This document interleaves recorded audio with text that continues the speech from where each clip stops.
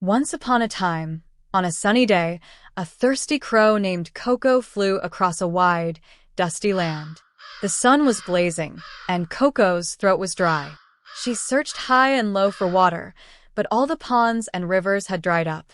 Finally, she spotted a small clay pot under a shady tree. Coco quickly flew down to the pot, hoping for a refreshing drink.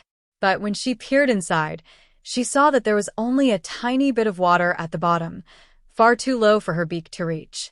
She tried tilting the pot, but it was too heavy. Coco felt discouraged and wondered what to do. Just then, she noticed some shiny pebbles scattered on the ground nearby. An idea popped into her clever little head. She began picking up the pebbles one by one with her beak and dropping them into the pot. As more and more pebbles went in, the water slowly started to rise. Coco's heart leapt with joy. But then, she ran out of pebbles before the water reached the top. Coco didn't give up. She flew around and found other small objects, a tiny leaf, a twig, even a feather, and dropped them in the pot. Although they didn't make the water rise much, she kept searching for anything that might help. Just as Coco was about to give up, a friendly squirrel scampered by.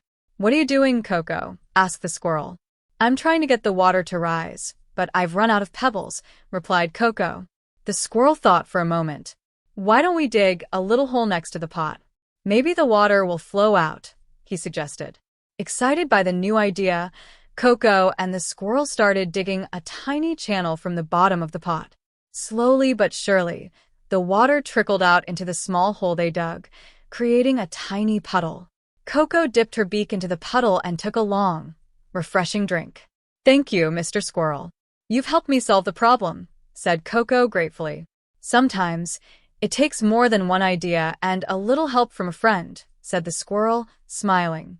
And from that day on, Coco always remembered to think creatively and seek help when she needed it. The crow and the squirrel became good friends, always helping each other whenever they could.